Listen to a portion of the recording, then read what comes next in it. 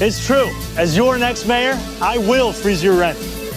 Paid for by Zohran for NYC. In order to get to this point of closing the gap on both this fiscal year and the next fiscal year, we are forced to raid the rainy day fund, the retiree health benefits trust reserve, and to increase property taxes across these. So it looks like Mamdani is already backtracking on his entire housing and affordability agenda, to which I have to say, it is truly impressive how this guy has not even been mayor for 2 full months, and yet he, intentionally or not, has already managed to speed run many of the key effects of socialism, right? Because we already have taxes going up, prices going up, and yet simultaneously and paradoxically, the government is going bankrupt. Key social and public services are crumbling and collapsing all around him. We quite literally are seeing mountains of garbage pile up around the city, to which I have to say, sure, welcome to socialism, but even Hugo Chavez did not manage to train wreck Venezuela this quickly,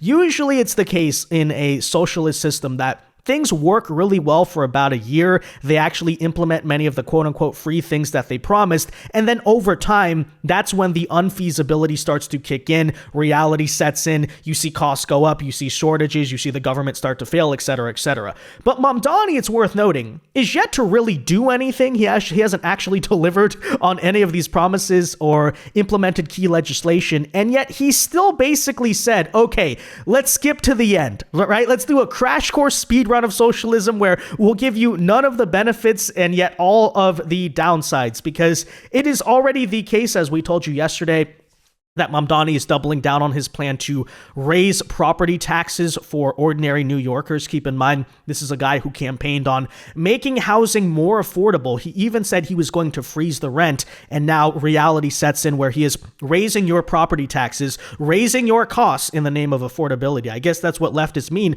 when they say affordability, making things less affordable, right? And yet, simultaneously, I do also want to show you, especially with this recent snowstorm, how it was the case that public services are already starting to collapse in New York City. And see, this is the fake, false dichotomy that we tell you about all the time. Because I think traditional thinking, let's say 1990s America, what defines a Republican versus a Democrat? Well, the choice used to be, okay, well, at least in my mind, right?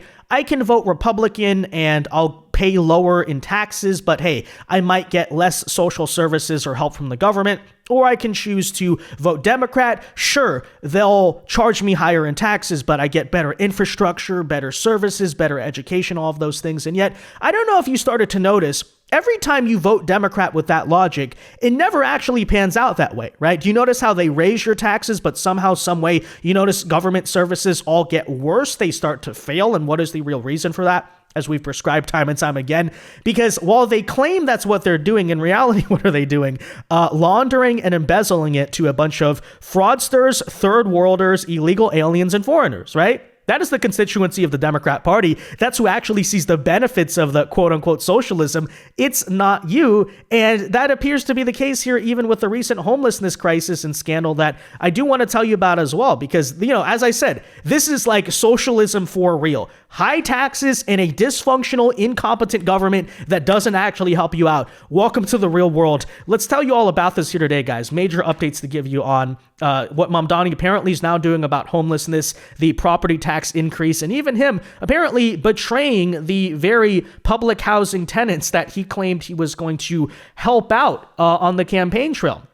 But again, what did you expect? This is how it always goes. That said, guys, do us a favor before we get into it. If you enjoy our content, make sure you hit that like button down below. Subscribe to the channel if you are new. We greatly appreciate the support, but it also ensures that you can stay up to date with all of the latest news and coverage. And that said, let me just show you really quickly to, follow up on yesterday's video that indeed Mamdani is now going public with this idea. He's absolutely going to be raising the property taxes, considering Kathy Hochul already told him no. And this will likely require so now that he's given more of the details on it, right? It will require a 9.5% tax hike in property taxes, and apparently even raiding the city's rainy day fund in order to supposedly, quote unquote, fix the budget deficit, yet in reality it's to pay for his ridiculously overpriced government budget. Take a listen. Would rather do is ensure that they remain as they are so that the city can be on firm financial footing. However, in order to get to this point of closing the gap on both this fiscal year and the next fiscal year, we are forced to raid the rainy day fund, the retiree health benefits trust reserve, and to increase property taxes across these other years. At the heart of this path is a property tax increase. This would effectively be a tax on working and middle-class New Yorkers who have a median income of $122,000. The second path also requires us to raid our reserves.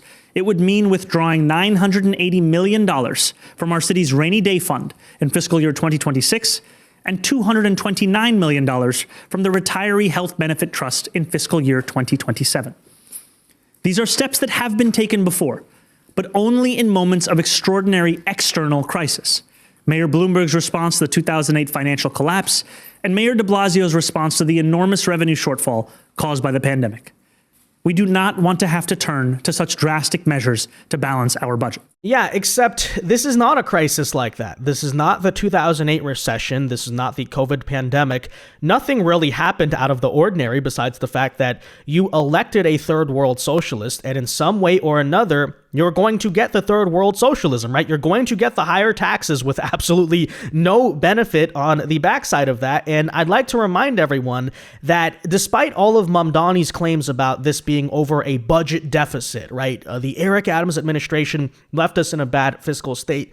It has nothing to do with that. It has to do with the fact that Mamdani's proposed budget is worth $127 billion, which is a ridiculous number, even higher than the state of Florida, which has 15 more million people than New York City. So you want the answers as to why Mamdani is raising your taxes? He's going to blame everyone. He's going to say, it's Kathy Hochul because Kathy won't tax the rich. It's Eric Adams because, Eric Adams left us in a bad situation. No. It's him. It's 100% him. He knows what he's doing. This is very intentional. And so he's basically telling the supposedly working, quote unquote, people who allegedly elected him, big giant FU. How about affordability, by the way? This is what is distressing because this ends up hurting the people, many of them that he proposed that he would help with affordability, because these 3 million homes that are going to get hit with this real estate tax, these are not all millionaires.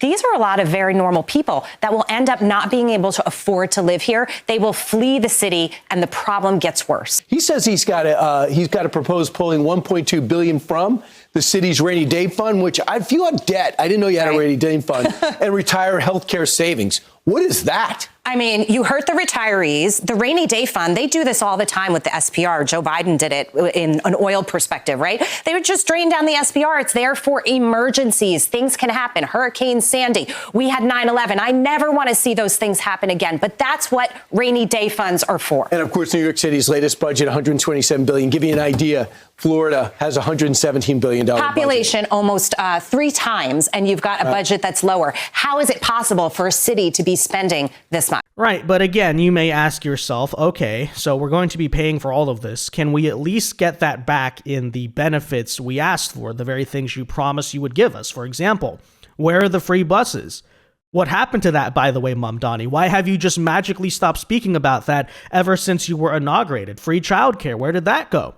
Nobody knows, because as I said, it never works that way. You never even get the real benefits you were promised. And at the very least, ladies and gentlemen, you would think that if you're going to vote for the woke leftists and they're going to be spending all this money, raising all the taxes, $127 billion budget, 9.5% increase in property taxes, at the very least, aren't they going to help the people they claim to advocate for, right? The underserved, the underprivileged, the oppressed. As one example, perhaps the homeless, right? We did note many times that Mamdani made a big tenet of his campaign that he was no longer going to be cleaning up or breaking up homeless encampments, basically arguing instead that in his socialist utopia, no, we're going to voluntarily move them off the streets, right? We're going to get them counseling and help and make sure they're living in good, safe, affordable housing and all of this. And then we had the reality, which was due to the fact that many of them are on drugs and refuse to move. We saw multiple and countless deaths actually occur of the homeless during the recent snowstorm, and it turns out it may go a little bit deeper than that, because even in cases where people or even the homeless themselves called the government for help, a shocking new report out of the New York Post is now alleging that homeless people did not get help in 96% of the 311 calls made during the recent New York City deep freeze. So in other words, again, what are we saying here? And what are we saying really happens under leftism, okay?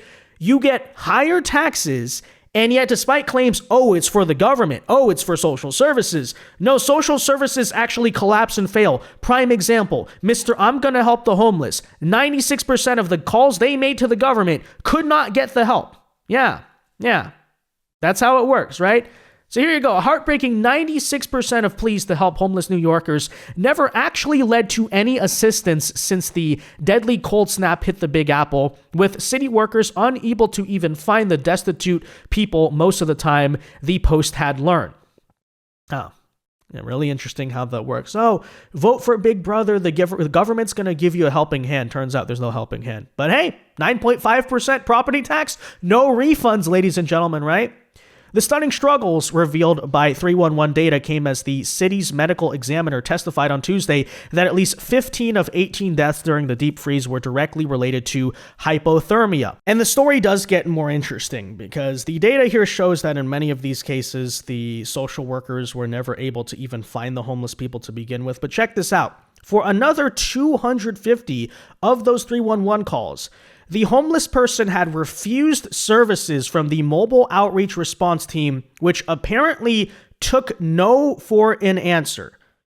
And ladies and gentlemen, that's exactly why we said Zohran Mamdani's whole policy of we're not going to break up homeless encampments, we're not going to force the homeless to move, we're going to ask them to do so voluntarily for the sake of being humane, was always ridiculous and stupid. As I pointed out, most of these homeless people either are on drugs or have severe mental problems. No, they're not just going to voluntarily say, oh yeah, I'm going to go to a homeless shelter where I'm no longer allowed to shoot up or something. They need genuine help, and in some cases, yes, they are not in the mental state to even be helping themselves. So it turns out that Mamdani's whole approach to homelessness was stupid from the beginning. It should have never been policy to put a moratorium on breaking up homeless encampments, especially in the middle of a snowstorm when he was first inaugurated, which is why, again, less than 2 months of him even being inaugurated, it sounds like Mamdani is backtracking on this key campaign pledge and now reinstating the Eric Adams era homeless encampment sweeps after more than 20 people have apparently died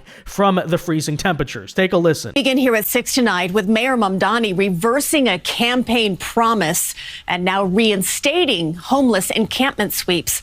Just weeks ago, the mayor was against it, even after our Marsha Kramer showed him video of encampments during the cold. Thousands of sweeps have happened since 2024, but no one has been offered permanent housing. And I think the data from May was 114 were offered in shelter. So will you continue those sweeps? They were asking you not to. No. Yeah, funny how that works, right? After years of being so adamant about why his progressive and humane approach to homelessness was so much better, all it took was one snowstorm to completely tear that apart, and already he is reversing course on that policy. Although I wouldn't keep my hopes up that suddenly Mamdani is going to be cleaning up the homeless anytime soon, because keeping with the theme of this video, it also assumes that New York City will have any level of functional government service, and given the so-called budget crisis and all of the failures of bureaucracy they're dealing with, I would say expect the homeless, frankly, to stay around New York City. I don't think they're going away anytime soon, but you do see Mamdani already giving lip service to the idea that his entire campaign set of promises and agenda were completely ridiculous and frankly have already failed. Homeless advocates say they're disappointed. Well, disappointed to see the backpedaling of the mayor on this commitment to end encampment sweeps, because encampment sweeps don't really help people to come inside and to get the shelter services and ultimately housing that they need. What's really troubling to me is we are barely a month into this administration, and already Mayor Mamdani has backtracked on 2 campaign promises he made to the homeless community. And then to add insult to injury, you know, we're looking at him kind of cut back from all the stuff he promised, but yet raising taxes and all that. You may also be asking the question, well, shouldn't Mamdani at least try to cut something from the budget if they're supposedly dealing with that much of a deficit? And don't worry, okay, in a true left-wing fashion, he has come through by apparently, ladies and gentlemen, the big grand solution to the budget crisis is not only to raise property taxes, but furthermore, we just got an announcement today that he is aiming to defund the police. Yes, that is right. So imagine that, right? You're in charge of a city. You're a politician. You're tasked with the question, hey, our budget is running out of money. We need to cut something or raise taxes or figure out a way to fund our government.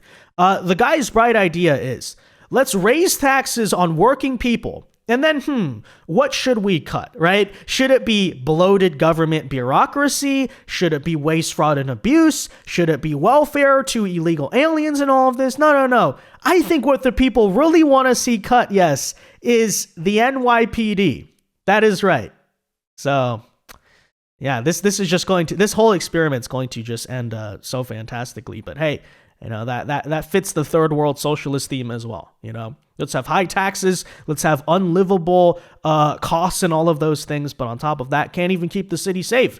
Can't even keep the homeless from freezing to death. Can't even, take care of the actual public housing tenants that you claim you represent. You know, as I previously speculated, it's almost as if he is intentionally creating this budget crisis on purpose in order to implement his far left agenda, right? Because I think the radicals have understood that, hey, making it a social campaign to say we're going to defund or abolish the police, we're going to be soft on crime, that's no longer popular anymore. Voters have really turned against this stuff. But it turns out, hey, you know, we can defund the police in another way. Let's just claim it's because of the budget cuts, right? The budget crisis that we're facing. That's why we have to defund the police. Oh, raising your taxes? Oh, no, it's not just because we just wanted to do that. It's not just because we're socialists and we love making people's lives less affordable. No, guys, it's because we're in a quote-unquote budget crisis that we entirely caused. Do you notice a pattern here? Do you notice how these people repeatedly break things, they cause issues, and then claim they're the only solution